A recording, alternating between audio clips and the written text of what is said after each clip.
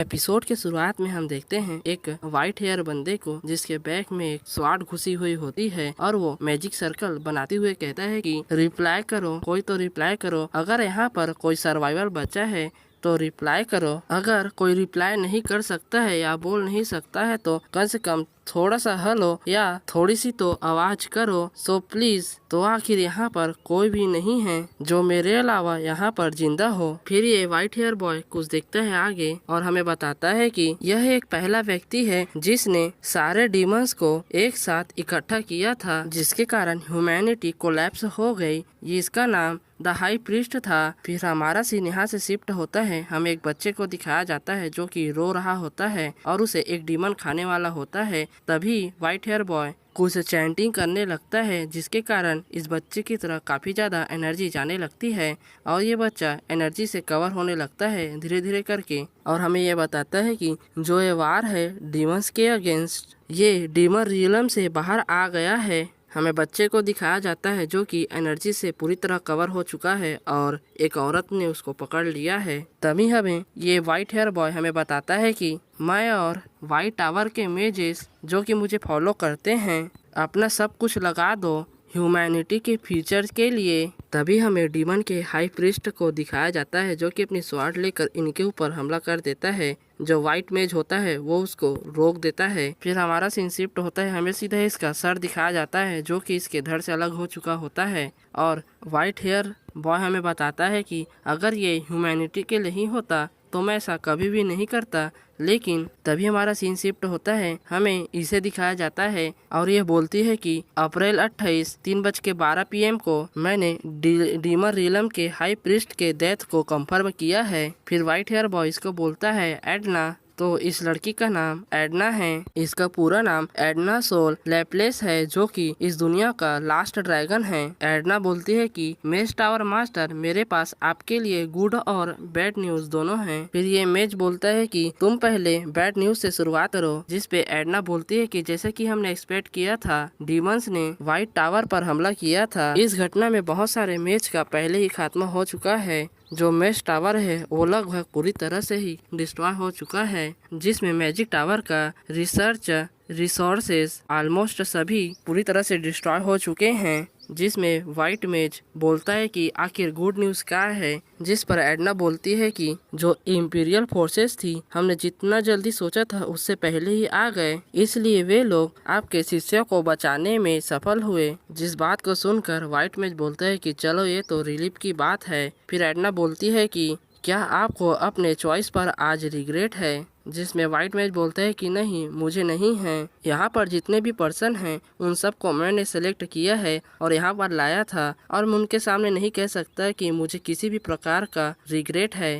Edna बोलती है कि क्या आपके पास कुछ ऐसा है जो आपको सबको कहना है। फिर हमें दिखाया जाता है इसके माउथ से ब्लड निकलता है और ये कुछ नहीं कहता है। फिर ये आगे कहता है कि समय समय पर मेरे डिसाइपलों का ख्याल रखना, वे अभी युवा नहीं हुए हैं तो वो मेरी चिंता जरूर करेंगे। जिस पे एडला भी मान जाती है और कहती है कि ठीक है, मैं उनका समय समय पर ख्याल जरूर रखूंगी और नजर भी रखूंगी। फिर ये हंसते हुए बोलता है कि क्या एक ड्रैगन एक साधारण मनुष्य के सामने अपना सर झुका रहा है। जिस पे एडना बोलती है कि आपको यह प्राप्त करने का अधिकार है। महाद्वीप और मैं व्हाइट टावर के नायकों का बलिदान को कभी नहीं भुलाया जाएगा। फिर ये मुस्कुराते हुए कहता है कि निसंदेह ऐसा ही होना चाहिए। फिर ये आगे कहता है कि मुझे यह कहना झूठ होगा कि मुझे कोई पछतावा नहीं है। मैं शायद सबसे अच्छा जादूगर था लेकिन मैं एक अच्छा नेता नहीं था। लेकिन अगर बस अगर मुझे एक और अवसर दिया गया है तो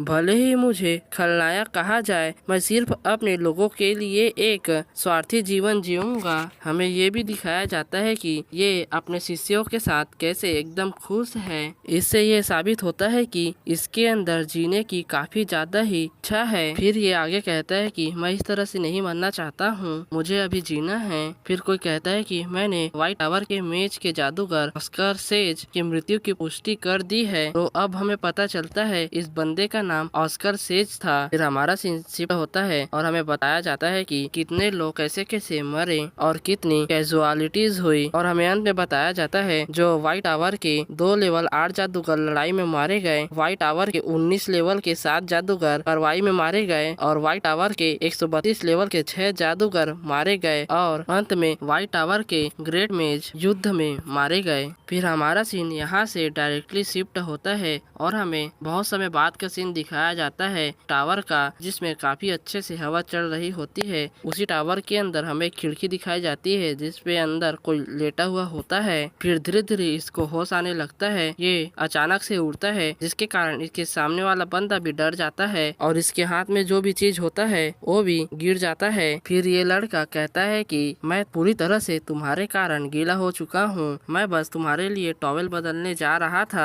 फिर ये शांति से कहता है कि जो आपकी नींद की आदतें हैं वो पूरी तरह से एकदम बेकार हैं। जब मैं आपकी देखभाल कर रहा था तो आपने जरा सी भी हलचल नहीं की। फिर ये बंदा अपने चेस्ट को हाथ लगाते हुए कहता है कि क्या मैं सो गया था? ये एहसास तो जिंदा होने की है, नहीं, इससे महत्वपूर्ण बात यह है कि अभी तक तो मुझे पूरी तरह से मर जाना चाहिए था। तो मैं आप सबको बता दूं, इसके अंदर जो व्हाइट हेयर वाला बंदा था ऑस्कर सेज, उसकी सोल इसके अंदर आ चुकी है। तभी सडनली इसके हार्ट में काफी ज्यादा ही पेन होने लगता है और कहता है कि मेरा दिल आखिर ऐसा क्यों हो रहा है, आखिर ये दर्द क्यों हो रहा है। तभी बाहर से दरवाजा खोलने की आवाज आती है। फिर हमें इसे दिखाया जाता है जो कि गुस्से में अंदर आते हुए कहता है कि तुम तैयार हो गए। फिर इस बंदे को काफी ज्यादा ही सुनाने लगता है ऑस्कर सेज को, और के साथ में जो ब्लू हेयर वाला बंदा होता है वो उसको रोकने लगता है और कहता है कि वो अभी भी बहुत बीमार है। तभी ऑस्कर सेज कहता है कि आखिर मैं जीवित क्यों हूँ। फिर ये बंदा हंसते हुए उसके सवाल का जवाब देते हुए कहता है कि तुमको भी जानकर काफी ज्यादा हैरानी होगी कि तुम अभी तक जिंदा हो। फिर ऑस्कर सेज कहता है कि तुम्हारे कपड़ों से लगता है कि तुम व्हाइट टावर के जादूगर हो।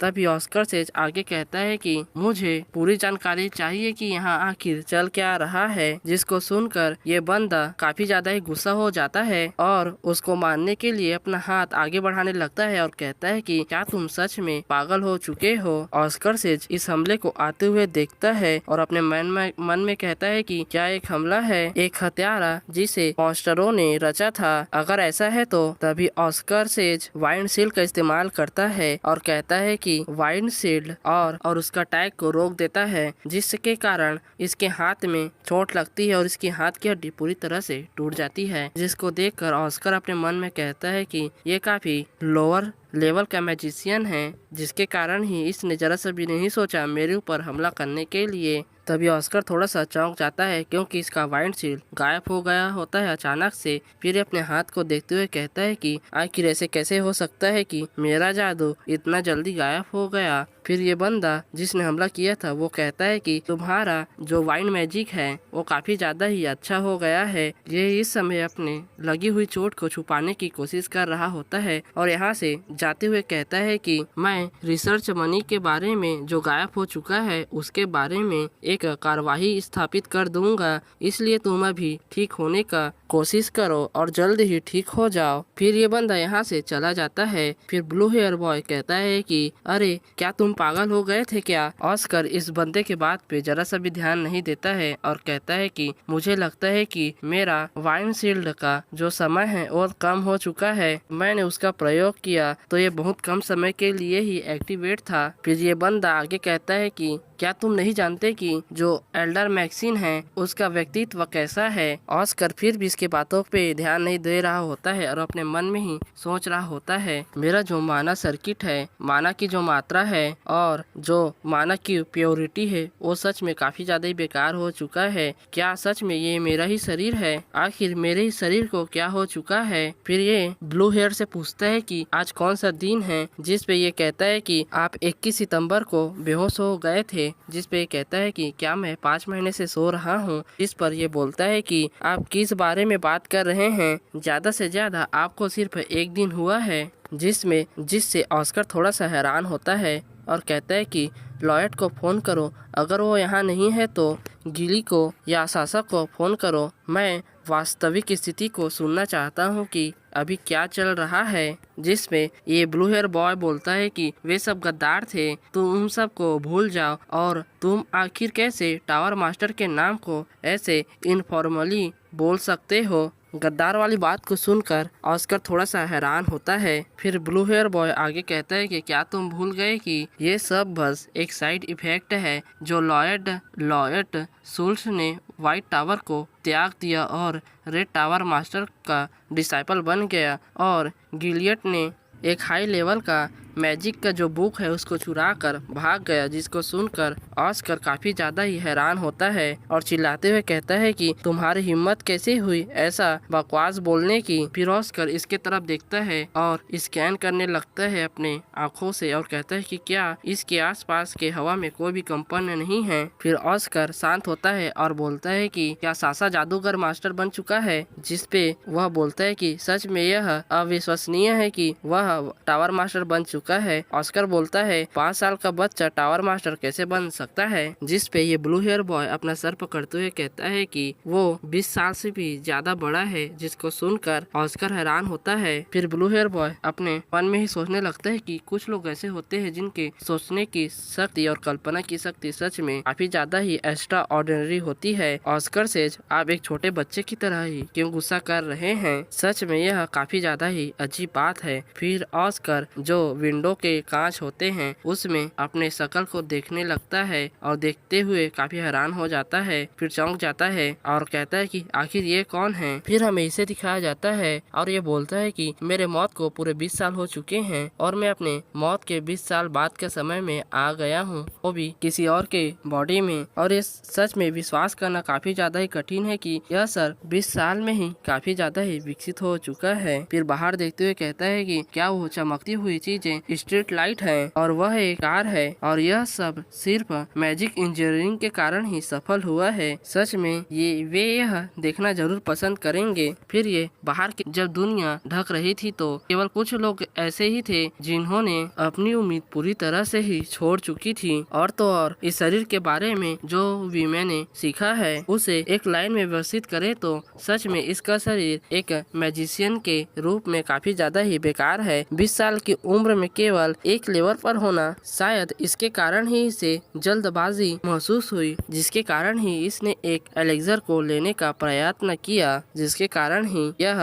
अचानक से गिर पड़ा और इसको साइड इफेक्ट हो गया, जो कि सही भी है। अगर यह सफल हो जाता तो इससे उसके माना की मात्रा में कई गुना बढ़ोतरी होती, लेकिन अगर असफल हो गया तो उसकी जान को खतरा हो सकता था। यही कारण है कि यह एलेक्सर्स यहाँ पर बैन है। और उस बंदे फ्रैंक ने कहा कि इसे लेने के बाद मैं पूरे दिन बेहोश रहा, तो अब हमें बताया जाता है उस बंदे का नाम फ्रैंक है। आगे कहता है कि लेकिन ईमानदारी से कहूँ तो इस आदमी को पहले ही मानव विस्फोट के कारण मर जाना चाहिए था। तभी इसको अचानक से कुछ रियलाइज होता है और अपने अंदर के माना को फील करने लगता है और कहता है कि केवल एक लेवल के मैजिशियन के पास इतना ज्यादा अधिक मात्रा में माना कैसे हो सकता है, और ये सारा माना बहुत ही ज्यादा ही प्योर है, जिसको अभी तक पूरी तरह से ही प्योरीफाई नहीं किया गया है। मुझे लगता है कि यह सब उस एलेक्सर के कारण हुआ है जो कि बैन है। फिर ये अपने माना को फील करने लगता है, जिसके कारण इसके शरीर में पूरी तरह से माना फैलने लगती है। फिर अचानक से इसको कुछ रियलाइज होता है, यह क्या है। इसकी उंगली से एक ड्रॉप ब्लड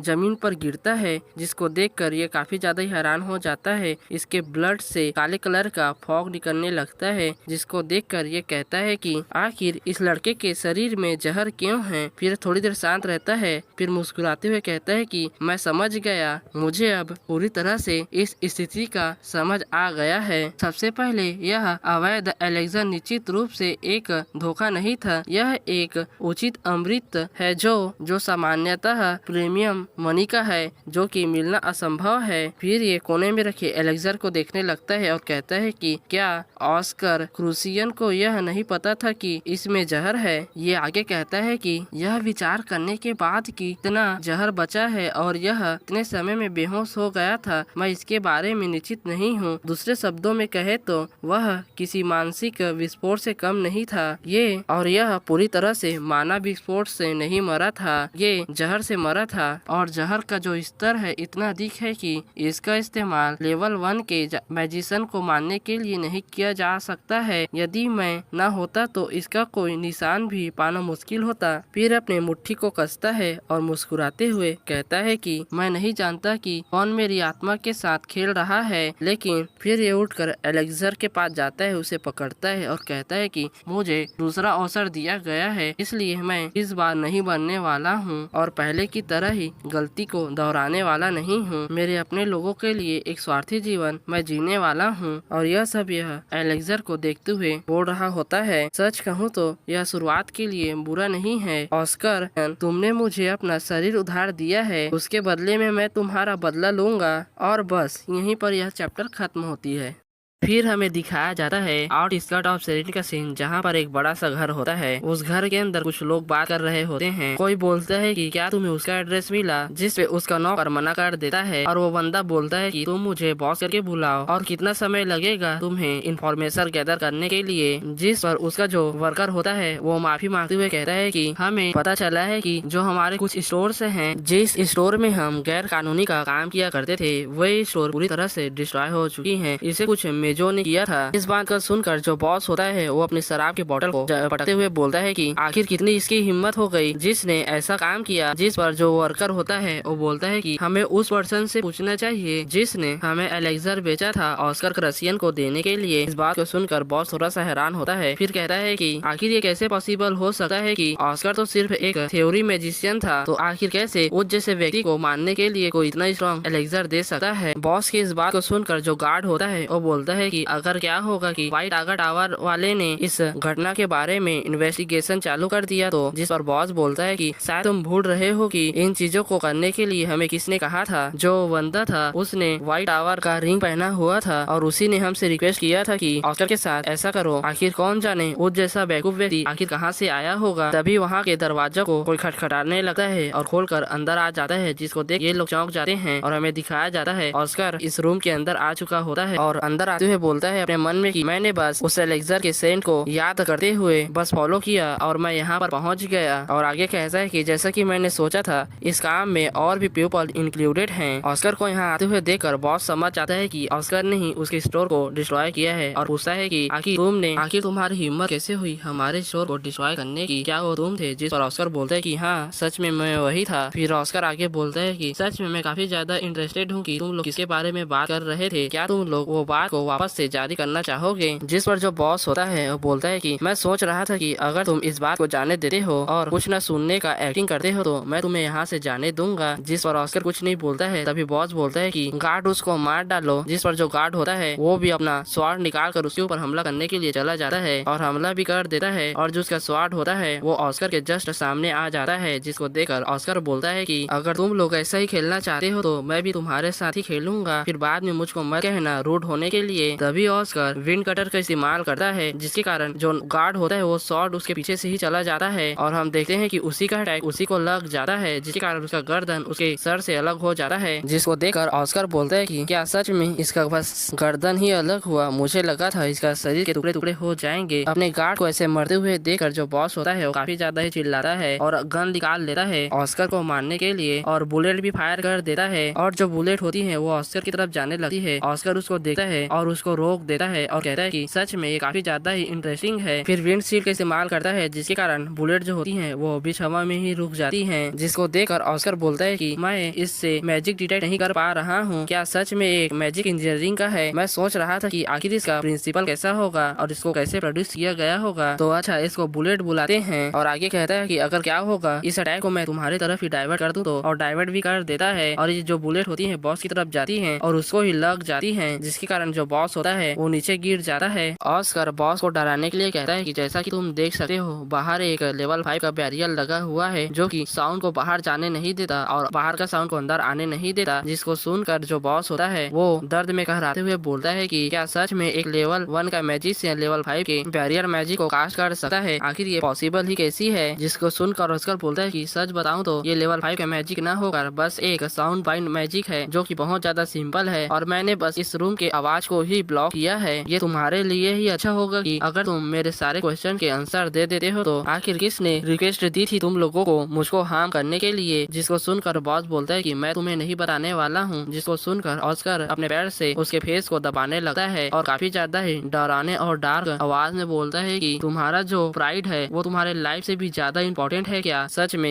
ये इतना भी बुरा नहीं है। फिर अपने पैर से ही उसके फेस पर प्रेशर डालने लगता है जिसके कारण इसको काफी ज्यादा ही दर्द होता है और शायद कि इसका नाक टूट जाता है जिसके कारण ये चिल्लाने लगता है और कहता है कि आखिर मुझको ऐसा क्यों महसूस हो रहा है कि मेरे शरीर में थाउजेंड ऑफ नीडल्स चुभोई जा रही हैं। ये दर्द अकल्पनीय है। उसके चिल्लाने की आवाज को सुनकर ऑस्कर बोलता है कि मुझे सच में लोगों को टॉर्चर करना पसंद नहीं है, इसलिए तुम्हारे लिए यही अच्छा होगा कि तुम सब कुछ बता दो। बॉस की ऑलरेडी फटी हुई होती है इसलिए वो गिड़गिड़ाते हुए बोलता है कि मैं तुम्हें सब कुछ बता दूंगा, प्लीज रुक जाओ। जिसको सुनकर ऑस्कर भी रुक जाता है और कहता है कि वेरी वेल, चलो सब कुछ मुझको बता दो जो तुम जानते हो। उस व्यक्ति ने हमें एलेक्जेंडर दिया केस में और कहा कि इसको तुम्हें चीप प्राइस में सेल करना है। मुझे नहीं लगता कि मेरे पास कोई भी रीजन था इसको रिजेक्ट करने का। जिसको सुनकर ऑस्कर पूछता है कि आखिर उसका अपीयरेंस कैसा था। जिस पर वह व्यक्ति बताता है कि वो ब्लैक कलर का हुडी पहना हुआ था और मैंने उसका फेस नहीं देखा और उसने अपने एक उंगली में व्हाइट टावर का रिंग पहना हुआ था, मैंने उसको ही देखा था। जिसको सुनकर जो ऑस्कर होता है पूछता है कि और क्या जानते हो। जिस पर वह व्यक्ति बोलता है कि उसका सेंट सच में काफी ज्यादा ही यूनिक था। उसका जो स्मेल था वो काफी ज्यादा ही रिफ्रेशिंग और क्लियर मिंट स्मेल था और यही सब है जो मैं जानता हूँ। जिसको सुनकर जो ऑस्कर होता है अपने मन में कह रहा है कि मिंट स्मेल क्या ये सच में बढ़ती है कि इसको याद रखा जाए। फिर ऑस्कर बॉस से बोलता है कि आखिर कहाँ तुम उससे मिलने वाले थे मुझको मारने के बाद, क्या तुम मुझे बता सकते हो। जिसका जवाब देते हुए बॉस कहता है कि मुझे नहीं लगता कि व्हाइट टावर तुम्हारे मरने के बाद भी कोई इन्वेस्टिगेशन बैठाती तुम्हारे लिए, क्योंकि जो व्हाइट टावर है वो काफी ज्यादा ही बिजी है विड्रॉवल करने के लिए चारों मैजिक टावर में। जिसको सुनकर ऑस्कर बोलता है कि आखिर क्या विड्रॉवल, आखिर तुम किसके बारे में बात कर रहे हो। जिसको सुनकर बॉस बोलता है कि ये तो कुछ ऐसा है जिसके बारे में तुम मुझसे ज्यादा जानते होगे। जिस पर ऑस्कर बोलता है कि मैं पूरी तरह से वो चीजों को भूल चुका हूँ, बेहतर होगा तुम ही बता दो। जिस पर बॉस बोलता है कि मैं तुम्हें डॉक्यूमेंट्स दे सकता हूँ। फिर बॉस डॉक्यूमेंट्स को खोजने लगता है और खोजकर ऑस्कर को देते हुए कहता है कि ये लो, जितने भी डॉक्यूमेंट्स है उससे संबंधित ये सारे ही हैं। डॉक्यूमेंट्स को ऑस्कर ले लेता है और कहता है कि चलो जो व्हाइट टावर है उससे शुरुआत करते हैं। फिर हमें बहुत लंबी चौड़ी डिस्क्रिप्शन दी जाती है, लिटरली बहुत लंबी है, मैं इसको एक्सप्लेन नहीं करने वाला हूँ। मेरे हिसाब से ज्यादा इंपॉर्टेंट नहीं होना चाहिए, अगर इंपॉर्टेंट होगा तो मैं सीरीज के बीच में बता दूंगा, तो फिलहाल के लिए इसको स्किप करते हैं। इन सभी चीजों को पढ़कर ऑस्कर अपने मन में कहता है कि जो व्हाइट टावर है उसके पास एडवांस मैजिक नहीं है। मुझे लगता है कि मैंने ही एडना को कहा था कि ऐसा ही डॉक्यूमेंट देना जिससे ऐसा लगे कि व्हाइट टावर के पास किसी भी प्रकार का एडवांस मैजिक नहीं है। और तो और ये क्या है, यहाँ पर एक लाइन लिखा होता है जो व्हाइट टावर है उसने सबसे बेकार बिजनेस को प्रोड्यूस किया है, उसका रिजल्ट काफी बेकार आया था। फिर ऑस्कर जो होता है बॉस से पूछता है कि हे क्या तुम मुझे बता सकते हो कि जो 4 मेन मैजिक टावर्स हैं वो अभी कौन सा बिजनेस रन कर रहे हैं। जिस पर बॉस भी मान जाता है और बताने लगता है कि जो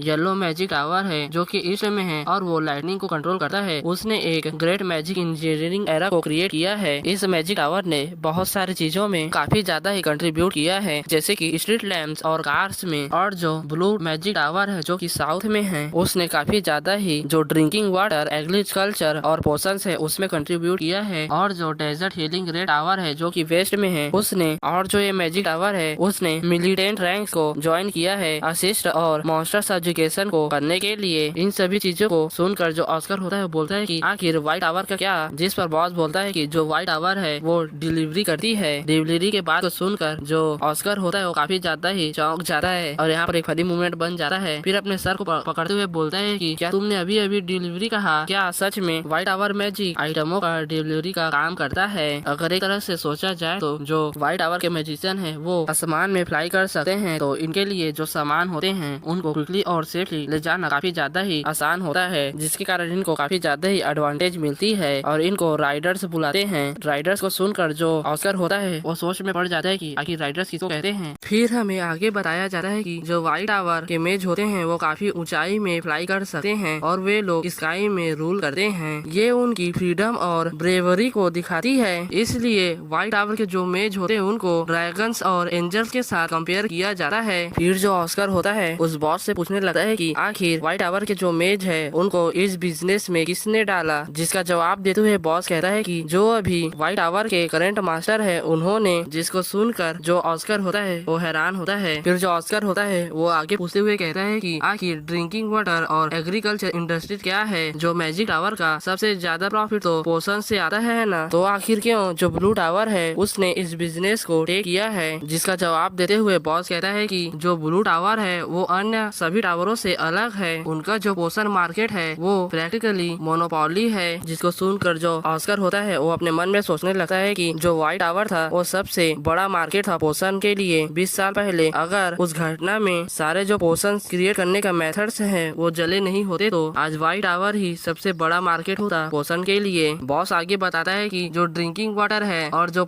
एग्रीकल्चर बिजनेस है वे लोग जो क्लियर वाटर होते हैं उनको हाई प्राइस में बेचते हैं और उनको अलग अलग जगह में बेचते हैं। जिस पर ऑस्कर पूछता है कि आखिर क्यों पीपल क्लीन वाटर को खरीदेंगे। बॉस बोलता है कि ये तो बस जो अमीर लोग है उनका क्रेज है जो अभी रिसेंटली में ही आया है। फिर जो ऑस्कर होता है वो बॉस को बोलता है कि वो लोग बस महाराजाओं की तरह व्यवहार करते हैं कुछ पीने के क्लीन वाटर को लेने के लिए। ये तो काफी ज्यादा ही सिंपल है। फिर जो ऑस्कर होता है वो आगे बोलता है कि अगर सच कहा जाए तो जो व्हाइट टावर है वो अभी के समय में दूसरे मैजिक टावर के साथ कंपेयर भी नहीं किया जा सकता है, क्योंकि जो दूसरे मैजिक टावर्स है उनका जो बिजनेस है वो अभी के समय में अनदर लेवल पर ही जा चुका है। फिर आगे कहता है कि जो व्हाइट टावर है उनके पास यही एक लास्ट चांस है व्हाइट नाइट फेस्टिवल में अपने वर्थ को साबित करने का। लेकिन प्रॉब्लम यही है कि उस फेस्टिवल को आने में केवल 7th मंथ ही बचे हैं। फिर जो बॉस होता है वो दर्द में कहराते हुए बोलता है कि सर ऑस्कर मेरा बॉडी। तभी ऑस्कर सोचता है कि इसने मुझे काफी अच्छा इन्फॉर्मेशन दिया है तो क्या मुझे इसे बचा लेना चाहिए। तभी ऑस्कर एक डॉक्यूमेंट को पकड़ता है और उसको खोल कर देखने लगता है और उस डॉक्यूमेंट में काफी ज्यादा ही इलीगल चीजें लिखी होती है जो इनके स्टोर्स करते थे। जिसको देखकर ऑस्कर जो होता है वो काफी ज्यादा ही हैरान होता है और कहता है कि तुम लोग सच में काफी ज्यादा ही बेकार इंसान हो। और ऑस्कर यह कहकर यहाँ से जाने लगता है और उस व्यक्ति को मरने के लिए वहीं पर छोड़ देता है और जाते हुए कहता है कि तुम अपने नेक्स्ट लाइफ में अच्छे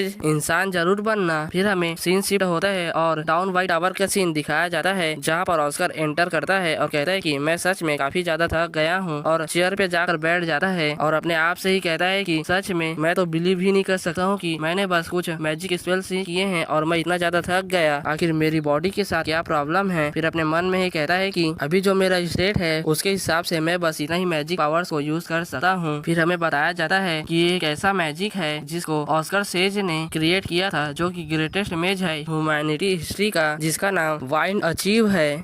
और अपने उसी पावर को अपने हाथ में समन करता है ऑस्कर और उसको देखने लगता है। फिर वह स्पेल गायब हो जाता है जिसको देखकर अपने मन में कहता है कि ऐसा लगता है कि मैं भी इसका यूज नहीं कर सकता हूँ। और आगे कहता है कि मुझे अपने बॉडी के सभी पार्टों को देखना है अच्छे से और अपने कंडीशन को पहले ठीक करना है। चलो तो पहले शुरुआत करते हैं मैजिक स्कैन से। फिर वो उड़ता है और एक बुक को पकड़ता है और अपने मन में कहता है कि मैंने इस बुक को पढ़ा है जिससे मुझे काफी ज्यादा इंफॉर्मेशन मिली है बॉडी के बारे में। फिर ऑस्कर उस बुक को खोल कर पलटने लगता है और अपने मन में कहता है कि मेरी जो मेमोरीज है पूरी तरह से मिस हो चुकी हैं। अब तो सिर्फ फ्रैंक ही है जो मुझे इम्पोर्टेंट इन्फॉर्मेशन दे ही सकता है। ये सच में काफी ज्यादा जरूरी है, मुझे इस बॉडी के बारे में सब कुछ जानना है। अगर इस बॉडी को मुझे अच्छे से बचा के रखना है तो ऑस्कर क्रसियन जो कि हायर है काउंट क्रसियन का और ये लोग ही हैं जो कि सोल सर्वाइवर्स हैं डिजास्टर मेंशन फायर का जो सभी मैजिक टावर्स है, उन्होंने इसको एक जीनियस के रूप में रिकॉग्नाइज किया है। जो उनका इसके प्रति एक्सपेक्टेशन था वही इसके अंत का कारण बना। जब यह 6 साल का था तो इसने एम्पायर के मैजिक एकेडमी के फैकल्टी में इनरोल किया। इसने अदर बच्चों के मुकाबले में काफी ज्यादा ही हाई मार्क्स को अचीव किया। इसने काफी ज्यादा ही एक्स्ट्राऑर्डिनरी थीसिस को पब्लिश किया। इसने प्रूव किया कि ये अनडाउटली काफी ज्यादा ही जीनियस है। लेकिन क्यों इस जैसा व्यक्ति अभी तक सिर्फ लेवल 1 का ही मैजिशियन है, ये काफी ज्यादा ही अनफॉर्चुनेट है। अगर इसके पास सिर्फ माना डिफिशियंसी सिंड्रोम नहीं होता तो आज यह काफी ज्यादा ही जीनियस मेज होता इस दुनिया में। तभी अचानक से इसको कुछ रियलाइज होता है और अपने मन में कहता है कि अपने हाथ को देखते हुए अगर यह सही है तो यह कोई भी सेंस नहीं बनाता है कि यह क्यों लेवल 1 का मैजिशियन है। ये मैजिक को दूसरे व्यक्तियों से ज्यादा अच्छे से जानता है लेकिन फिर भी मैजिक को यूज नहीं कर सकता है। तभी ऑस्कर अपने हाथ में एक बबल सा स्पीयर बनाता है और देखते हुए कहता है कि द स्कैन डन। इसका मतलब जो स्कैन है वो पूरा हो चुका है और कंफर्म रिजल्ट आता है, जिसको देखकर ये हैरान हो जाता है और कहता है कि ये तो इसको तो किसी भी प्रकार का माना डिफिशियंसी सिंड्रोम नहीं है, ये तो किसी भी प्रकार का इलनेस नहीं है। फिर वो स्क्रीन में देखते हुए कहता है कि हैरान होते हुए कि इसका जो माना सर्कल है उसको किसी ने सील्ड कर दिया है।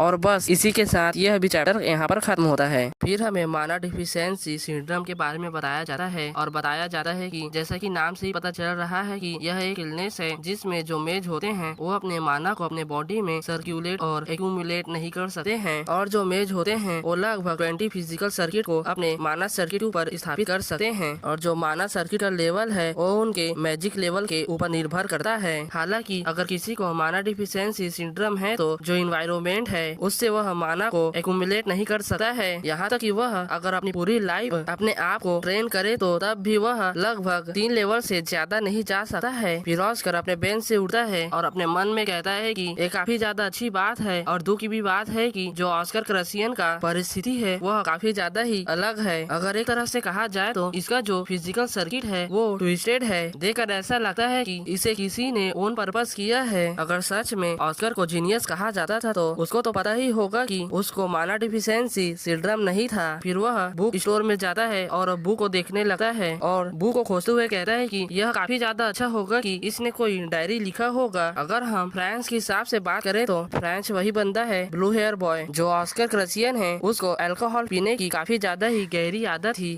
अगर क्या हो कि वह अल्कोहल पीना अपने ओन पर्पस से ही करता था, वह पक्का यह जानता होगा कि उसके मानस सर्किट को किसी ने ब्लॉक किया है। तो देखकर ऐसा लगता है कि वह अपने आप को प्ले बॉय दिखाने की कोशिश करता था। अगर ऐसी ही बात है तो मैं यह समझ सकता हूँ कि उसको आखिर क्यों इलीगल एलेक्सर को ग्रहण करने का टेम्पटेशन था। वह बहुत सारी बुक को हेल लेता है और उसको पकड़ कर जाने लगता है और अपने मन में ही कहता है कि यह एक ऐसी सिचुएशन है जिसमें मैं किसी के ऊपर विश्वास नहीं कर सकता हूँ। मुझे खुद के जो चेंज है उसको अंडू करने की जरूरत है। मुझे ऐसा लगता है कि इसने जो डायरी लिखी होगी उसके मदद से मैं यह करने में सफल हो सकता हूँ। फिर बहुत सारे बुक को खोल कर देखने लगता है। तभी उसको एक ऐसी बुक दिखती है जिसमें बहुत सारे नोट पॉइंट्स लगे होते हैं और उसको पढ़ता है और बुक का नाम होता है the reinterpretation of the basic magic. फिर उस बुक को ऑस्कर खोल कर देखने लगता है। फिर किसी चीज को देखकर हैरान हो जाता है और हमें दिखाया जाता है बहुत सारे मैजिक थ्योरी के बारे में ऑस्कर ने लिखा होता है, जैसे कि wind cutter, wind shield, advance wind shield और यहाँ तक कि जिसको गन बोलते हैं उसके थ्योरी के बारे में भी यहाँ पर लिखा हुआ होता है। जिसको देखकर जो ऑस्कर होता है वो अपने मन में कहता है कि जो ऑस्कर ने थ्योरीज लिखी हैं वो बिल्कुल ही मेरी ही तरह हैं, जैसे कि मैं इन मैजिकों को यूज करता हूँ, लेकिन फिर भी यह सब कम्प्लीटली डिफरेंट है। इसके प्रिंसिपल और सिंपल डिफेंसिव स्किल पूरी तरह से ही डिफरेंट है।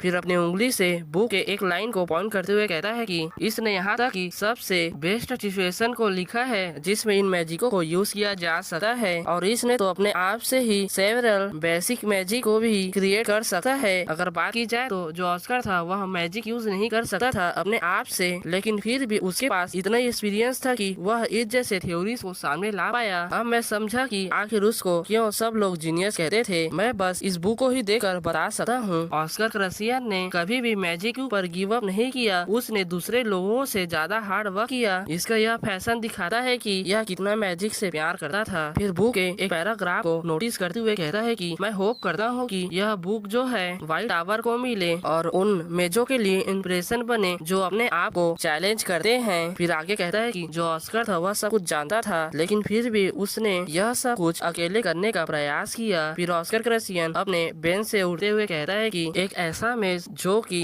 अपने क्रूअल फेथ को ब्रेक थ्रू नहीं कर पाया, अकेले में ही एक ऐसी पाथ पे चलता रहा जिसके लिए उसको पाना मुश्किल था। फिर वहाँ से जाते हुए एक सोफे पे बैठ जाता है और कहता है कि मैं कसम खाता हूँ कि जो मेरा नाम है ऑस्कर से, जो कि व्हाइट टावर का 7th मैजिक मास्टर है, मैं अंडू करूंगा जिसमें तुम सफल नहीं हो पाए उसको मैं करके दिखाऊंगा। फिर मेडिटेट वाले पोजीशन में बैठ जाता है और मेडिटेट करने लगता है और कहता है कि एडिशनली मैं जो हूँ जिसने तुम्हारे साथ ये सब किया है उसको पे बैक जरूर करवाऊंगा। फिर जो ऑस्कर होता है वो माना को अपने बॉडी में फ्लो कराने लगता है और इसके सारे बॉडी में माना फ्लो होने लगता है, जिसके कारण इसको थोड़ा सा पेन होता है। तभी यहाँ से हमारा सीन शिफ्ट होता है और हमें यहाँ का सीन दिखाया जाता है। ब्यूटीफुल सा गार्डन है शायद ये, और वहाँ पर ऑस्कर जो होता है वह अकेला घूम रहा होता है और अपने मन में ही कहता है कि आखिर क्यों मैं इस ग्रीन हाउस में घूम रहा हूँ। मुझे याद है कि मैं यहाँ अपने स्टूडेंट के साथ रहता था और कुछ देर पहले ही मैं अपने फिजिकल सर्किट को अंडू करने की कोशिश कर रहा था। तभी ऑस्कर को मास्टर की आवाज सुनाई देती है, जिसको सुनकर हैरान होता है। फिर हमें इन सब को दिखाया जाता है जो रियल ऑस्कर सेज होता है उससे आते हुए कहते हैं कि हम लोग आ गए और शायद यही बच्चे ऑस्कर सेज के स्टूडेंट्स हैं। ऑस्कर सेज इन बच्चों से कहता है कि क्या हम आज के लेसन को स्टार्ट कर सकते हैं, जिसको सुनकर ये बच्चे खुश हो जाते हैं। इस सिचुएशन को देखकर जो ऑस्कर क्रशियन होता है वो अपने मन में ही कहता है कि तो अब मुझे समझ आया, ये तो डोम्ड ड्रीम कर्स है जो कि मेरे इस बॉडी तक आ गया है। जब भी मैं सोता हूँ तब भी मुझे बुरे बुरे सपने आते हैं और अपने पास्ट लाइफ के ख्याल आते हैं। मुझे ऐसा नहीं लगा था कि मेरे इस बॉडी में भी यह कर्स आ जाएगा। और यहाँ पर कंफ्यूज होने की जरूरत नहीं है, जो व्हाइट हेयर है वह ऑस्कर सेज है और जो ब्लैक हेयर है वह ऑस्कर क्रशियन है। इन दोनों के नाम में डिफरेंस है। फिर ऑस्कर क्रशियन कहता है कि ऐसा लगता है कि जो कर्सेस होते हैं वो सोल्स पे होते हैं, फिजिकल बॉडी पे नहीं होते। फिर अपने मन में कहता है कि क्या मुझे अपने आप को लकी कहना चाहिए, क्योंकि जो ये ड्रीम है उसमें मैं अपने स्टूडेंट को देख रहा हूँ। ये मेरे लिए काफी ज्यादा ही इमोशनल की बात है। फिर जो ऑस्कर सेज होता है वह इन बच्चों को कहता है कि फिर हमारा सीन इन बच्चों और ऑस्कर सेज की तरफ आता है। जो ऑस्कर सेज होता है वह इन बच्चों से कहता है कि जैसा कि मैंने कहा, क्या हम आज का लेसन की शुरुआत कर सकते हैं। फिर हमें इस बच्चे को दिखाया जाता है और ये बच्चा ऑस्कर से कहता है कि आपने कहा था कि आप हमें आज मैजिक सिस्टम के बारे में टीच करेंगे और जो मैजिक और नाइट्स हैं वह 4 कैटेगरीज में डिवाइड है, जिसे 4 टाइप्स ऑफ मैजिक के नाम से जाना जाता है। जिस पर ऑस्कर कहता है कि तुमने सही कहा, ये सब लगभग सेम ही फिजिकली के हैं, लेकिन फिर भी ये 4 कैटेगरीज में डिवाइड किए गए हैं। पहला है एनहेंसमेंट, दूसरा है एक्सीलरेशन और तीसरा है बैलेंस और लास्ट है स्पेशल टाइप। जिस पर यही बच्चा कहता है कि जो व्हाइट टावर है वह हार्मोनाइजेशन टाइप मैजिक को प्रोसेस करता है। जिस पर ऑस्कर भी हामी मिलाते हुए कहता है कि हाँ तुमने सही कहा, व्हाइट टावर के लिए जो वाइंड मैजिक है वह सबसे बेस्ट है। और हम इस बच्चे का नाम बताया जाता है, इसका नाम लॉयड होता है और यह 9 साल का होता है। फिर हमें इस लड़की को दिखाया जाता है जिसका नाम साशा मिस्ट होता है और ये 5 साल की होती है। और यह ऑस्कर को कहती है कि क्या जो अलग अलग मैजिक टावर है वो डिफरेंस मैजिक को पोजेस करते हैं। जिस पर ऑस्कर भी हामी भर देता है और कहता है कि हर टावर के लिए अलग अलग डिफरेंट मैजिक है और हर मैजिक के लिए अलग अलग ट्रेड्स होते हैं। फिर ऑस्कर इन सब को बताते हुए कहता है कि जो गोल्डन टावर था उसने स्पीड को इम्पोर्टेंट माना, इसलिए जो स्पीड है वो एक्सीलरेशन के लिए काफी ज्यादा ही अच्छा होता है, इसलिए वो लोग उसको पोजेस करते हैं। और जो रेड टावर है वो बिलीव करते हैं कि जो फायर है वो इम्पोर्टेंट है, इसलिए उन्होंने एनहेंसमेंट टाइप मैजिक को पोजेस किया है। और जो लास्ट में है अजूर एंड व्हाइट टावर, वो दोनों ही बैलेंस टाइप मैजिक को रिप्रेजेंट करते हैं। फिर हमें इस बच्चे को दिखाया जाता है जिसका नाम गिलियड है। गिलियड डोमिनिक जो कि 7 साल का है, यह अपने हाथ उठाते हुए खुश होते हुए बोलता है कि मुझे एक्सेलरेशन टाइप मैजिक को चाहिए क्योंकि मुझे स्लो थिंग्स पसंद नहीं है। जिस पर खुश होते हुए ऑस्कर बोलता है कि गिलियड, ये अनफॉर्चुनेटली है कि जो हम लोग है अपने से मैजिक को चूज नहीं कर सकते हैं, हम लोग उसी के साथ बॉर्न होते हैं और उसी मैजिक को हम कल्टीवेट कर सकते हैं। जिस पर साशा पूछती है कि तो हम लोग कैसे जानेंगे कि हम कौन से मैजिक के साथ पैदा हुए हैं। फिर ऑस्कर जो होता है वो एक पेड़ के छोटे से टुकड़े से कुछ बनाते हुए कहता है कि ये तो काफी ज्यादा सिंपल है। साशा अपने जो इंडेक्स फिंगर है उसको ऊपर उठाओ और मैजिक को यूज करने की ट्राई करो। जिस पर साशा भी अपने फिंगर उठाती है और उसको देखने लगती है और उसको देखते हुए और मैजिक को यूज करते हुए बोलती है कि ये मेरा फर्स्ट टाइम है कि मैं किसी स्पेल्स को देख रही हूँ और उसको यूज करने का प्रयास कर रही हूँ, क्या इसमें टाइम लगता है। जिस पर ऑस्कर बोलता है कि कोई भी जल्दी करने की जरूरत नहीं है। जिस पर साशा भी मान जाती है। तभी उसकी उंगली से थोड़ी बहुत मैजिक एनर्जी निकलने लगती है, जिसको देखकर साशा जो होती है वो बोलती है कि कुछ तो आ रहा है। जिसको देखकर जो ऑस्कर सेज होता है वो उससे बोलता है कि ये जो मैजिक पावर है वो ज्यादा फास्ट नहीं है और ज्यादा लिथल भी नहीं है, इसका मतलब यह एक बैलेंस टाइप मैजिक है। जिसका मतलब साशा तुम हार्मनी टाइप मैजिक को यूज कर सकती हो। जिस पर जो साशा होती है वो बोलती है कि ये तो सेम टू सेम आपकी ही तरह है। जिस पर ऑस्कर सेज भी हामी भरता है, जिसको सुनकर जो साशा होता है वो काफी ज्यादा ही खुश हो जाती है और कहती है कि मुझे यह पसंद आया। फिर हमें गिलियड को दिखाया जाता है, वह बोलता है कि अब मेरी पारी, अब मैं ये करके देखूंगा। फिर वो भी अपनी उंगली से मैजिक एनर्जी को इकट्ठा करने लगता है, जिससे एक मैजिक लाइन उसके हाथ में यानी कि इंडेक्स फिंगर में अपीयर होता है। जिसको देख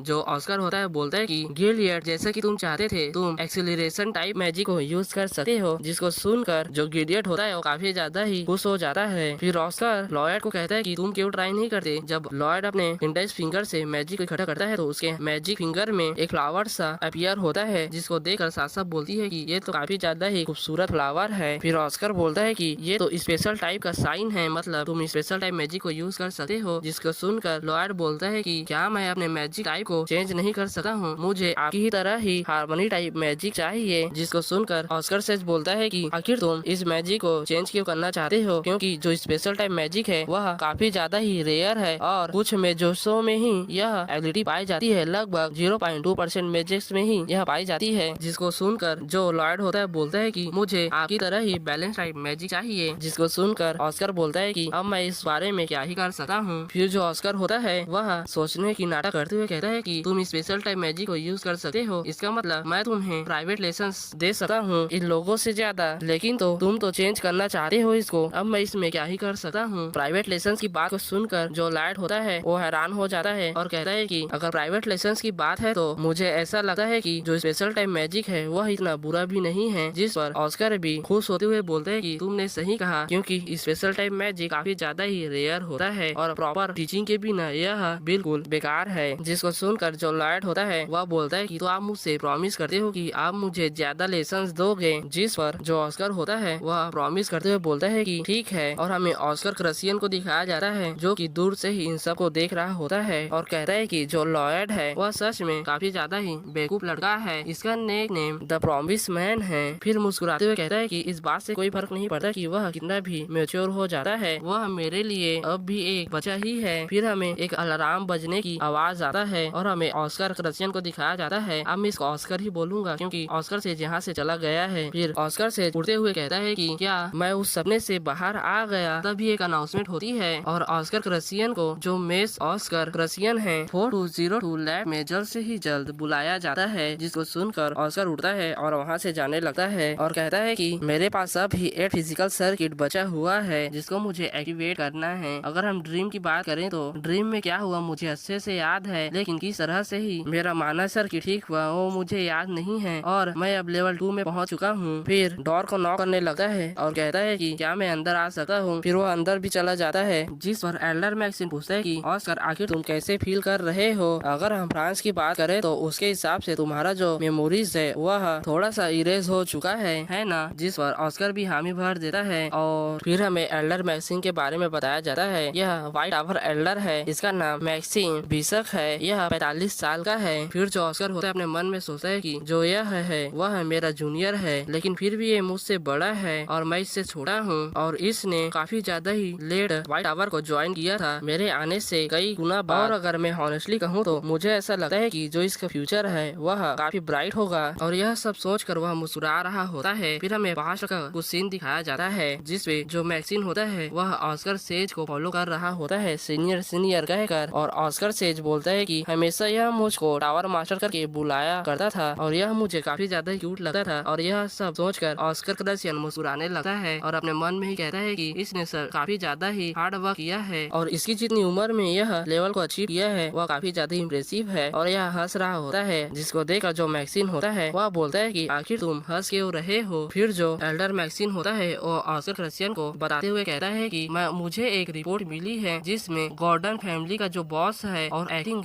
हेड है वह मर चुके हैं या कहा जाए तो उनको किसी ने मार दिया है। जिसको सुनकर जो ऑस्कर होता है वह थोड़ा सा हैरान होता है। फिर जो मैक्सिन होता है आगे कहता है कि क्या तुम्हें इसके बारे में कोई भी आइडिया है कि इसे किसने किया है। जिसको सुनकर जो ऑस्कर होता है वह कहता है कि मुझे कुछ भी आइडिया नहीं है कि यह किस लिए हुआ, लेकिन मुझे ऐसा लगता है कि इसके पीछे जरूर कोई न कोई रीजन होगा जिसके कारण ही वे लोग मारे गए। फिर बताते हुए कहता है कि यह इसीलिए हुआ क्योंकि वे लोग ने मुझे एसेसिनेट करने की कोशिश की। जिसको सुनकर जो मैक्सिन होता है वह हैरान होता है। फिर जो ऑस्कर होता है वह बुक पकड़ते हुए कहता है कि उन्होंने जो मुझे एलेक्सर दिया था वह पॉइजनस था जिससे उन्होंने मुझे एसेसिनेट करने की कोशिश की। जिसको सुनकर मैक्सिन बोलता है कि तो इसीलिए तुमने उन्हें मार डाला क्योंकि उन्होंने तुम्हें ऑलमोस्ट मार दिया था। और ऑस्कर भी हामी भरते हुए कहता है कि मैं बस उनसे बात करने गया था लेकिन उन्होंने मुझे मारने की कोशिश की। फिर जो ऑस्कर होता है वह उनकी स्टोर से जो डॉक्यूमेंट लाया था उसको मैक्सिन को दे देता है। मैक्सिन भी देखता है फिर चुप रहता है। फिर जो ऑस्कर होता है वह मनी को भी उसके सामने रख देता है। यह जो मनी है उनको मिला था मुझको एसेसिनेट करने के बदले। और आगे कहता है कि जो लेजर थे वह कॉन्ट्रैक्ट लेकर किलिंग का काम करते थे। इन सभी बातों को सुनकर जो मैक्सिन होता है वह कहता है कि मैं समझ गया, मैं इसको सेल्फ डिफेंस करके इस एक्सीडेंट को क्लोज कर दूंगा तुम्हारे बिहाफ में। जिस पर ऑस्कर भी कहता है कि मैं आपके प्रति काफी ज्यादा ही ग्रेटफुल होऊंगा। फिर ऑस्कर आगे कहता है कि मुझे खुशी होगी कि मैं आपसे एक पर्सनल फेवर मांगू मांगूं, क्या आप मुझे देंगे? फेवर की बात को सुनकर मैक्सिन थोड़ा सा हैरान होता है। ऑस्कर आगे कहता है कि मुझे खुशी होगी कि मैं मैजिक टावर मास्टर से मिलूं, क्या आप मुझे उनसे मिला सकते हैं? जिसको सुनकर मैक्सिन थोड़ा सा हैरान होता है, फिर बोलता है कि यह ज्यादा डिफिकल्ट नहीं होगा, तुम उससे डिस्कशन कर सकते हो मैजिक के बारे में। फिर मैक्सिन आगे कहता है कि हालांकि तुम उससे तभी मिल सकते हो जब वह अपने 6 मंथ लेटर के बाद जब आएंगे। मैक्सिन की इस बात को सुनकर जो ऑस्कर होता है वह काफी ज्यादा हैरान होता है और कहता है कि आखिर क्यों, और अपने मन में कहता है कि उस टाइम तक तो जो व्हाइट नाइट फेस्टिवल है वो तो स्टार्ट हो चुका होगा। मैक्सिन एडलर रीजन बताते हुए कहते हैं कि वह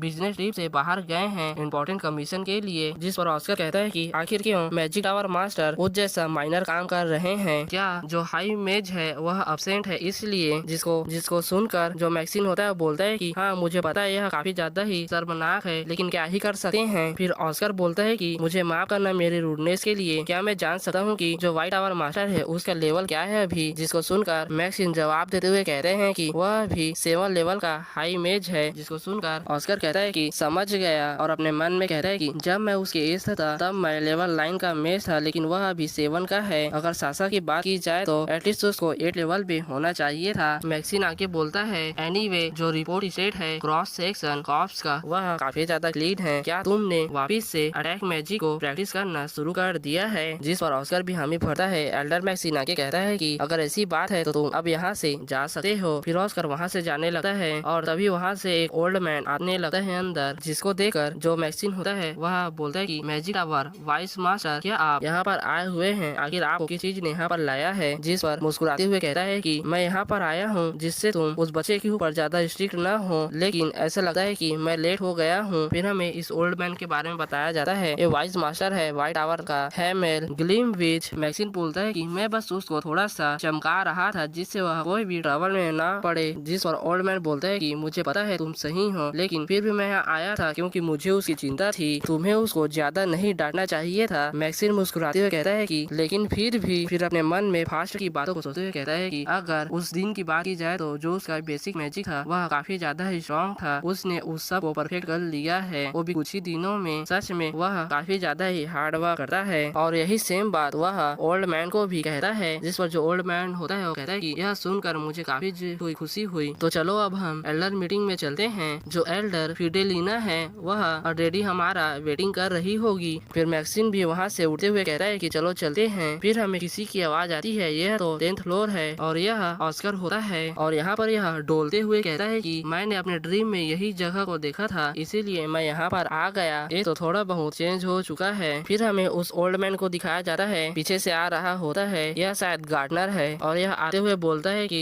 फिर यह ओल्ड मैन ऑस्कर के पास आता है और कहता है कि यंग सर ऑस्कर, अगर आप यहाँ पर आए हैं, इसके बात को पूरा नहीं होने देता, और ऑस्कर इससे पूछ लेता है कि आखिर तुम कौन हो? जिसको सुनकर यह ओल्ड मैन बोलता है कि जैसा कि मैंने रूमर्स में सुना था, लगता है कि आप अपने याददाश्त को भूल चुके हो। मैं हूँ मैजिक टावर फैकल्टीज का विल्टर, जो कि इस फैकल्टी को मैनेज करता है। क्या आपको सच में याद नहीं है कि आप मुझसे यहाँ पर बातचीत करने के लिए आते थे? ऐसा लगता है जो रूमर्स है वह बिल्कुल सही है। रूमर्स की बात को सुनकर जो ऑस्कर होता है वह काफी ज्यादा हैरान होता है और कहता है कि क्या तुम मुझे बता सकते हो कि जो ये रूमर्स है वह कहाँ तक फैल चुका है? जिस पर ओल्ड मैन भी कुछ नहीं कह पाता और हंसने लगता है। फिर ऑस्कर जो होता है कहता है कि आपका क्या मतलब है कि यंग सर ऑस्कर से? जिसका जवाब देते हुए ओल्ड मैन कहता है कि मैं यहाँ तब से काम कर रहा हूँ जब जो प्रीवियस मैजिक टावर मास्टर था तब यहाँ था, इसलिए मैं उसके जैसे नाम वाले बंदे को रिस्पेक्ट हमेशा देता हूँ। जिसको सुनकर जो ऑस्कर होता है वह थोड़ा सा हैरान होता है, फिर मुस्कुरा कर कहता है कि ये तो काफी ज्यादा ही ग्रेट बात है, क्या हम अब आगे बात कर सकते हैं? क्या अब मेरे कन्वर्सेशन बड़ी बनेंगे? जिस पर ओल्ड मैन मुस्कुराते हुए कहता है कि मैं आपके लिए काफी ज्यादा थैंकफुल हूँ कि आपने मुझे यह कहा। मैं यहाँ से जल्द ही चला जाऊंगा, तब तक मैं आपसे बातें कर सकता हूँ। जिस पर जो ऑस्कर होता है पूछता है कि आप आखिर कहाँ जा रहे हो? लगभग 40 साल हो चुके हैं जब से मैं यहाँ काम कर रहा हूँ। ऑस्कर बोलता है तो क्या इसमें कोई प्रॉब्लम है? ओल्ड मैन जवाब देते हुए बोलता है कि जब से मैं यहाँ काम कर रहा हूँ लगभग 3 मास्टर्स चेंज हो चुके हैं, और जो मेरे को वर्कर्स हैं वो भी कंस्टेंटली चेंज होते रहते हैं, और अब मैं ही बचा हूँ जो इस डिपार्टमेंट में है। अगर मैं रीजन की बात करूँ तो आखिर मैं यहाँ पर क्यों हूँ, वो भी इतने लंबे समय के लिए, तो इसका कारण और कोई नहीं जो प्रीवियस मास्टर था सर ऑस्कर सेज, उसने अपने अपॉइंटमेंट सेरेमनी में कहा था जो यहाँ पर सभी लोग हैं उनको इस टावर की जरूरत है और टावर को उन लोगों की जरूरत है, इसलिए यहाँ रहने वाले लोग अपने राइट से यहाँ पर रह सकते हैं। व्हाइट टावर उनको कभी भी डिसअपॉइंट नहीं करेगा। जो उन्होंने यह कहा था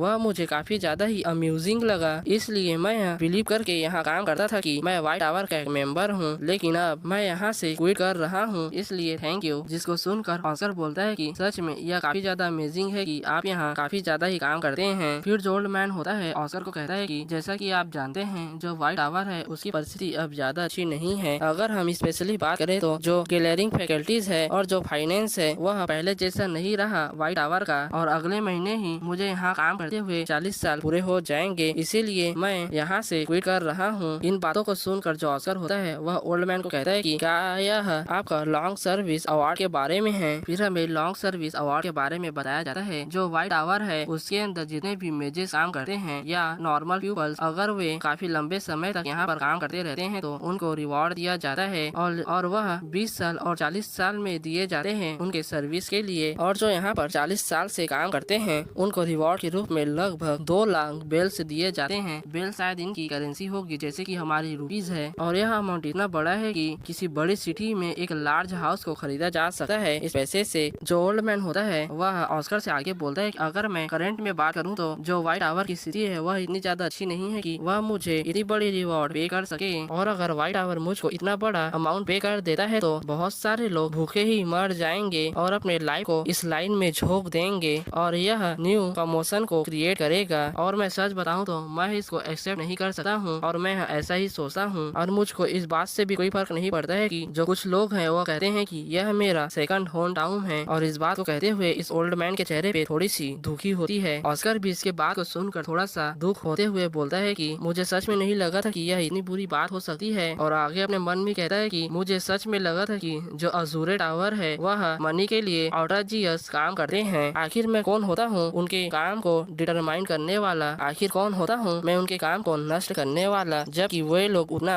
अर्न करने में एबल है। और अगर मैं अपनी बात करूँ तो मैं तो वह हूँ जिसके पास केवल टाइटल्स है। वार हीरो और मेकिंग सेवर्स और सेवियर ये दोनों ही काफी ज्यादा ही ऑनरेबल टाइटल्स हैं मेरे लिए, लेकिन यह सब व्यर्थ है। जो यहाँ के लिए काम करते हैं उनके पेट भरने के लिए, जो अपनी सारी जिंदगी यहाँ पर काम करके बिता देते हैं, उनको मैं रिवार्ड के रूप में कुछ भी नहीं दे सकता हूँ। तभी जो ओल्ड मैन होता है वह ऑस्कर का वाद देता है। तभी जो ऑस्कर होता है अपनी इमेजिनेशन से बाहर आता है, और जो ओल्ड मैन होता है वह कहता है कि आखिर क्यों आप अपने मुट्ठी को इतना तेजी से बंद किए और ताकत लगाए, देखो आपके हाथ से ब्लीडिंग होने लगी है। अगर हम 2 हफ्ते पहले की बात करें तो आप पहले इन्फर्मरी में जाओ और मेडिसिन ले लो। फिर जो ऑस्कर होता है वह इस ओल्ड मैन से कहता है कि मुझे खुशी होगी कि हम आगे ही ऐसी कन्वर्सेशन करते रहें और आप मेरे कन्वर्सेशन बड़ी बने। जिसको सुनकर जो ओल्ड मैन होता है वह थोड़ा सा हैरान होता है। फिर ऑस्कर कहता है कि आपको कोई भी जरूरत नहीं है इस जगह को छोड़ने की, यहाँ पर एक रास्ता है। मैं आपके लिए मेक श्योर करूंगा कि ये जो मेथड होगा इससे मैं बहुत सारे मनी को अर्न कर सकूं, जिससे कि ये परिस्थिति वापस से दोबारा कभी भी ना आए। और बस इसी के साथ यह एपिसोड यहाँ पर खत्म होती है। आगे हम देखते हैं ऑस्कर को, जो कि पिछले दिन जो कुछ भी उसने कहा था उन सब को सोचकर वह काफी ज्यादा ही एम्बेरस हो रहा होता है, और अपने मन में ही कहता है कि आखिर उस दिन मैंने ये क्या कह दिया था, आखिर मैं उस समय क्या सोच रहा था। चलो इन सब को छोड़ो, अब मुझे पैसे कमाने के बारे में अब सोचना चाहिए। मेरे पास 3 तरीके हैं, पहला रिसर्च, दूसरा लेक्चर और तीसरा कमीशन। इन सब तरीकों से मैं पैसे कमा सकता हूँ, लेकिन जो प्रॉब्लम है वो मुझे पैसे कौन देगा, और तो और मैं तो सिर्फ 2 लेवल का ही मैजिशियन हूँ। फिर आगे न्यूज़पेपर को पढ़ते हुए कहता है कि मुझे ऐसा कोई भी बिजनेस खोजना होगा जिससे मैं काफी बड़ा पैसा कमा सकूं। मुझे लगता है कि पोशंस इसके लिए सबसे बेस्ट होगा। फिर किसी चीज को देखता है, हैरान होता है, फिर न्यूज़पेपर को देखते हुए कहता है कि ये तो। फिर यहाँ से हमारा सीन डायरेक्ट शिफ्ट होता है और हमें दिखाया जाता है व्हाइट टावर मास्टर का रूम। फिर हमें इन्हें दिखाया जाता है जिसमें एल्डर मैक्सिन और ये जो औरत है वो मेडेलिन है, और वहाँ पर एल्डर बैठा हुआ होता है, और जो एल्डर एडेलिन है वो कहती है कि इस बार मैं इन सभी चीजों को रोन नहीं कर सकती हूँ, ये सब काफी ज्यादा ही शर्मनाक है। जिस पर एल्डर मैक्सिन कहता है कि मुझे पता है कि ये सब गलत है। जिस पर फिडेलिना कहती है कि तो क्या हुआ, गुस्से के साथ कहती है, और हमें इसके बारे में बताया जाता है यह व्हाइट टावर एल्डर इंचार्ज है वो भी फाइनेंस का, और इसका नाम एडेलिना है। मैक्सिन बोलता है कि वेल जो रिफ्लेक्टिंग का कल्प्रिट है वो तो इसके बाद को पूरा नहीं होने देता, और फिडेलिना कहती है कि तो क्या हुआ, तुमने बस उस बच्चे को ऐसे ही जाने दिया, अगर ऐसा ही चलता रहा तो उसका जो हैबिट है वो खराब हो जाएगा। और ये सब ये चिल्लाकर बोल रही होती है। तभी जो एल्डर मैक्सिन होता है वो चाय पीते हुए कहता है कि तुम्हें उसके बारे में चिंता करने की कोई भी जरूरत नहीं है। अब मैं तुम्हें गारंटी देता हूँ कि अब वह कुछ भी हमारे टावर से नहीं चुराएगा। जिसको सुनकर जो फिडेलिना होती है वो काफी ज्यादा चिढ़ जाती है और चिल्लाते हुए कहती है कि तुम जो हो सिर्फ उसके ही पक्ष ले रहे हो। चलो अब उस किड को आइसोलेशन में भेज दो। जिस पर जो मैक्सिन होता है वो भी चिढ़ते हुए बोलता है कि ये पॉइंट नहीं है, आखिर मैं एक लेवल के मैजिशियन को कैसे ट्रेनिंग आइसोलेशन में भेज सकता हूँ। इन दोनों को ऐसे लड़ते हुए देखकर जो वाइस टावर मास्टर होता है वह चाय पीते हुए इन दोनों को शांति से देख रहा होता है। फिर जो ओल्ड मैन होता है वो कहता है कि जैसा कि एल्डर मैक्सिन ने कहा, जो ट्रेनिंग आइसोलेशन है वो काफी ज्यादा ही उस बच्चे के लिए हार्श हो जाएगा। ये सब उसके लिए बस टॉर्चर के ही बराबर होगा। जिस पर जो फिडेलिना होती है वो कुछ बोलने की कोशिश तो करती है, लेकिन जो एल्डर होता है उसको सुनाते हुए बोलता है कि चलो उसके बदले उस बच्चे को बोलते हैं कि जो उसने पैसे यूज किए हैं रिसर्च फीस के रूप में उसको 3 टाइम्स पे करेगा। जिस पर फिडेलिना बोलती कि बस 3 टाइम्स। फिर एल्डर बोलते हैं कि चलो इस टॉपिक को अब छोड़ो, दूसरे टॉपिक पर चलते हैं। फिर जो एल्डर फिडेलिना होती है वो शांत होती है और कहती है कि हमारे पास थोड़ा सा ही पैसा बचा हुआ है, हमें जल्द से जल्द कोई न कोई डिसीजन लेना ही होगा। फिर काउच पर बैठते हुए कहती है कि यहाँ पर बहुत सारे फैकल्टीज है जिसको हम यूज करते हैं। अगर क्या होगा कि हम उसके पोर्शंस, प्रोडक्शन और इक्विपमेंट्स को बेच देते हैं तो हम 3 मंथ्स तक बिना किसी दिक्कत के रह सकते हैं, अदरवाइज यह टावर शट डाउन हो जाएगा। जिस पर ओल्ड मैन यानी कि एल्डर बोलते हैं कि मैं इसके लिए परमिट नहीं दे सकता हूँ। फिर एल्डर शांति से बोलता है कि ये बस एक मैजिक टावर है, यहाँ पर जो मेज होते हैं वो मैजिक को स्टडी करने के लिए आते हैं और अपने नॉलेज को शेयर करते हैं। यहाँ पर कोई भी जरूरत नहीं है फ्रेश एयर को बेचने की। हम लोग अपने फ्यूचर को सेल नहीं करते हैं और हम लोग इतने भूखे भी नहीं है पैसों की। जिस पर एल्डर फिडेलिना बोलती है कि क्या हमारे पास फ्यूचर भी है। जिस पर मैक्सिन चिल्लाते हुए कहता है कि जो तुम बोल रही हो उसको सोच समझ के बोलो। फिर फिडेलिना बोलती है कि हमें वेट करते हुए लगभग 20 साल हो चुके हैं वाइस टावर मास्टर, अब हमें एक्सेप्ट कर लेना चाहिए कि अब सिर्फ एक जीनियस ही है जो हमारे टावर को सेव कर सकते हैं और जो जीनियसेस हैं वो अब हमारे टावर्स में नहीं आते हैं। जिस पर जो एल्डर भी होता है वह कुछ भी नहीं बोल पाता है और चुप रहता है। फिर कुछ बोलने की कोशिश करता है, जिस पर फिडेलिना उसके बात को काटते हुए कहती है कि अब क्या। तभी उनके जो डोर होता है उसको कोई नॉक करने लगता है। जिस पर जो फिडेलिना होती है वो बोलती है कि आखिर कौन है, हम लोग अभी मीटिंग पर है। एल्डर बोलता है कि चलो अंदर भी आ जाओ, अब हम देखते हैं। और ये कोई नहीं ऑस्कर होता है जो कि अंदर आते हुए कहता है कि हेलो मैं हूँ ऑस्कर क्रसियन। और अंदर आते हुए एल्डर को बोलता है कि मेरे पास एक सजेशन है, चलो मुझे अब एक बिजनेस भी स्टार्ट करने दो। जिसको सुनकर सभी हैरान होते हैं और एल्डर फिडेलिना पीछे से चिल्लाते हुए बोलती है कि क्या तुम मुझसे मजाक कर रहे हो, क्या तुम्हें याद नहीं है कि तुमने रिसर्च फीस के रूप में कितना ज्यादा पैसे लिए हैं पिछले कुछ दिनों में और अब तुम एक बिजनेस स्टार्ट करने वाले हो। एल्डर फिडेलिना काफी ज्यादा ही गुस्सा होती है। फिर जो ऑस्कर होता है वो पुराने न्यूज़पेपर को देते हुए कहता है कि मैं कुछ समय पहले पुराने आर्टिकल को पढ़ रहा था वो पुराने न्यूज़पेपर में, और मैंने देखा कि जो विंसी स्टेट है वो लॉकडाउन हो चुका है क्योंकि वहाँ पर बहुत टेरिबल फ्लू का आउटब्रेक हुआ है। जिस पर एल्डर न्यूज़पेपर को देखते हुए बोलता है कि मैंने भी इसके बारे में सुना है और देखा है। जो पेपर है इसको कैडेना फ्लू भी कहते हैं। यह सच में काफी ज्यादा ही टेरिबल न्यूज है और यह सच है कि जो कैडेना फ्लू है वो फैल चुका है। अगर हम वर्तमान की बात करें तो यहाँ पर उसका कोई भी वैक्सीन नहीं है, और अगर 20 साल पहले की बात करें तो व्हाइट टावर के पास इस फ्लू का वैक्सीन हुआ करता था तो कोई भी इशू नहीं था, लेकिन जो रेसिपी है वह 20 साल पहले ही खो चुकी है। जिस पर ऑस्कर भी हामी भरते हुए कहता है कि जो असूरे टावर है यहाँ तक कि वो भी इसको रेप्लिकेट नहीं कर पाया, इसलिए मैं अब इसको स्टार्ट करने वाला हूँ। मैं सोच रहा था कि इसका वैक्सीन बनाऊं। जिसको सुनकर जो एल्डर होता है वो थोड़ा हैरान होता है और ऑस्कर कहता है कि मैं इसके वैक्सीन को बनाकर सेल करना चाहता हूँ। हाँ मुझे पता है कि ये कुछ ऐसा है जिस पर व्हाइट टावर का पास्ट में काफी ज्यादा ही मोनोपोली था। मैं चाहता हूँ कि मैं इस मोनोपोली को वापस से रिवाइव करूँ। जो एल्डर फिडेलिना होती है ऑस्कर के बातों को सुनकर कहती है कि तुम्हारी बात तो वर्थ ही नहीं है सुनने के लिए, और आगे कहती है कि जो सभी मैजिक टावर हैं और सभी फार्मासिस्ट कंपनीज है वह इसके लिए काफी ज्यादा ही मनी को इन्वेस्ट किया है और लेबर्स को भी, लेकिन कोई भी एबल नहीं हुआ उस वैक्सीन को रेप्लिकेट करने में लास्ट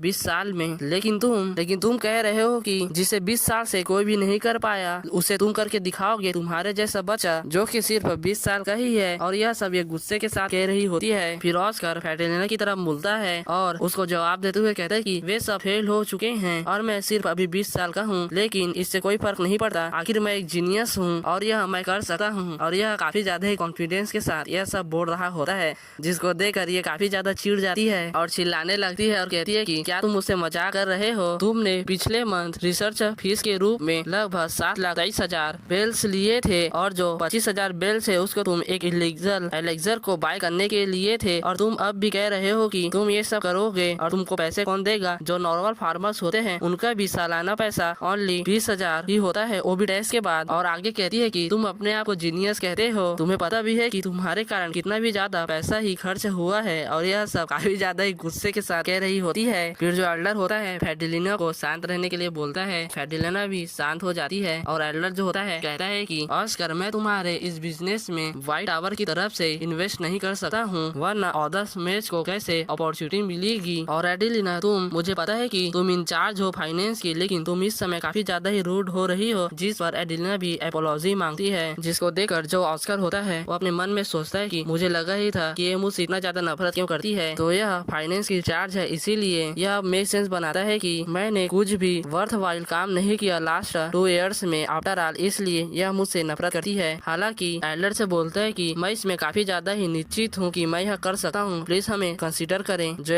और अपने मन में ही बोलता है कि जो बॉडी का ओनर है और मैं हूँ वो दोनों ही डिफरेंट है। फिर एल्डर जो होता है ऑस्कर से कहता है कि तो यही रीजन है कैडेना फ्लो जिसके कारण तुम इतने ज्यादा ओवर कॉन्फिडेंस हो। जिस पर ऑस्कर भी हामी भरते हुए कहता है कि चलो अब न्यूज पेपर के जो सेकंड पेज है उसको देखो। एल्डर भी न्यूज पेपर के पेज को देखने लगता है और कहता है कि एल्टेरा ऑर्डर आर्कबिशप वेल्डविन जो कि सडनली प्लान किए है पिलग्रिम आने की। फिर ऑस्कर भी बोलता है कि हाँ आपने सही कहा, जो वो है वह सिरिन जा रहा है 4 महीनों के लिए प्रेयर की ब्लेसिंग करने के लिए। क्या यह स्ट्रेंज नहीं है? और आप तो जानते हैं कि वह एक ऐसा बंदा है जो कि बड़े बड़े सिटीज में भी ओनली सिर्फ 1 महीनों के लिए ही रुकता है, लेकिन फिर भी अब फिर हमें एल्टेरा वर्शिप के बारे में बताया जाता है कि जो एल्टेरा ऑर्डर है वह मदर ऑफ अर्थ को टेरा को वर्शिप करती है। यहाँ पर ओनली 7 आर्क बिशॉप है इस ऑर्डर में, वो लोग दूसरे लोगों और एल्डरों से ज्यादा ही इनकरप्टिबल और डिग्निटीफाइड हैं, और ये 7 ही हैं जो कि इस ऑर्डर की लीडर्स हैं। लेकिन जो रियलिटी है वह इससे भी कई बढ़कर है। जो ये ऑर्डर है वह अब एक कार्डिनल बन चुका है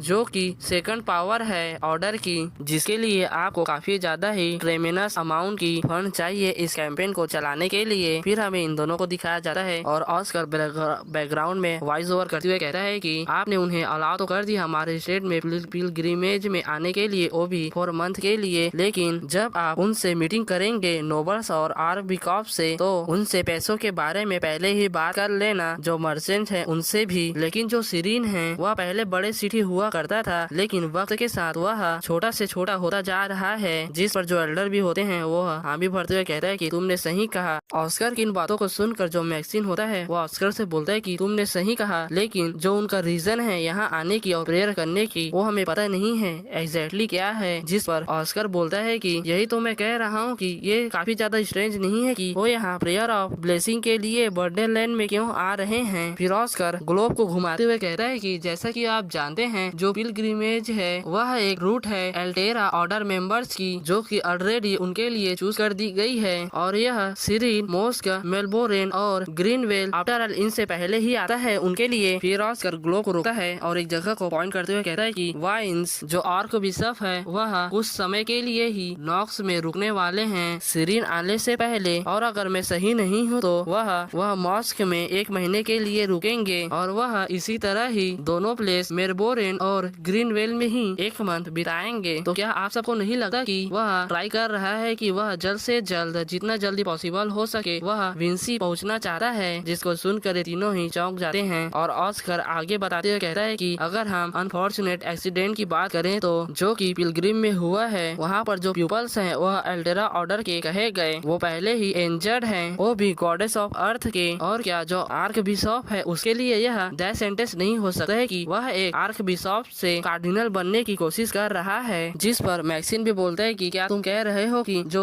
आर्क बिशॉप वेल्डिंग है वह पहले से जानता था कि वह कैडिना फ्लू विंसी में फैलने वाला है, और वह समय बिता रहा है कि कब फ्लू खत्म हो और वह कब वहाँ पर आके सबको डाउन करे। जिस पर ऑस्कर भी हामी भरता है। फिर जो फेडेलिना है वह भी बोलती है कि वेल तुम काफी ज्यादा ही अच्छे हो एनालाइज करने में, जैसा कि एक थ्योरी में से एक्सपेक्टेड था, लेकिन फिर भी यह बस एक थ्योरी है तुम्हारी। जिस पर ऑस्कर भी बोलता है कि वेल आपने सही कहा। फिर जो एल्डर होता है वो बोलता है कि मैं समझ रहा हूँ कि तुम क्या बोलना चाहते हो, लेकिन मैं ऑफिशियली तुम्हें स्पॉन्सर नहीं कर सकता हूँ। जिस पर ऑस्कर थोड़ा हैरान होता है। फिर एल्डर बोलता है कि मैं सच में तुम्हें में फंड करने के लिए एबल नहीं हूँ। अगर मैं ऐसा करूँगा तो हाउएवर खुश होते हुए बोलता है कि मैं अपने पर्सनल मनी को तुम्हारे बिजनेस में इन्वेस्ट कर सकता हूँ और पैसे निकालता है। फैडलिना एल्डर को रोकने की कोशिश करती है। फिर एल्डर बोलता है कि चलो कोई बात नहीं, मैं ये कर सकता हूँ। एल्डर आगे बोलता है कि मुझे लगता है कि 30,000 बेल्स तुम्हारे लिए इनफ होने चाहिए। 3000 बेल्स को देखकर जो ऑस्कर होता है वो खुश होता है। फिर अपने मन में कहता है कि नहीं, ये इनफ नहीं है, ये तो बिल्कुल भी आसपास नहीं है जितना मैं चाहता था। फिर यहाँ से सीन शिफ्ट होता है और हमें इसके लैबोरेटरी का सीन दिखाया जाता है, पोशन प्रोडक्शन चेम्बर का। और यहाँ पर ऑस्कर अपने सर को पकड़कर काफी ज्यादा निराश होता है। फिर इक्विपमेंट्स को देखते हुए कहता है कि जो इक्विपमेंट्स है वो काफी ज्यादा ही अच्छे हैं। वेल, मुझे लगा था कि वह प्लान काम कर जाएगा, लेकिन कोई बात नहीं, मेरे पास प्लान बी भी है। ऑस्कर जो होता है वह फ्रांस को देखता है जो कि सामान लेकर जा रहा होता है। उसको देखकर बोलता है कि सच में ये तो काफी ज्यादा ही हार्ड वर्क करता है। तो चलो अब आर्क बिशॉप के लिए एक कैनेडल फ्लू का वैक्सीन बनाते हैं, जिसका सैंपल हम आर्क बिशॉप को देंगे, क्योंकि वही है अभी के समय में जो कि कैडना फ्लू से सबसे ज्यादा सफर कर रहा है। फिर ग्रीन ग्लासेस को पहनता है और कहता है कि यही सबसे बेस्ट वे है अपने मनी को बनाने का। फिर खुश होते हुए बोलता है कि चलो अब वैक्सीन को बनाते हैं, अभी टाइम है वार्म करने का। जिसको देखकर जो फ्रांस होता है वो अपने मन में कहता है कि क्या यह पागल हो चुका है। और बस इसी के साथ यह चैप्टर यहाँ पर खत्म होता है। Bye bye.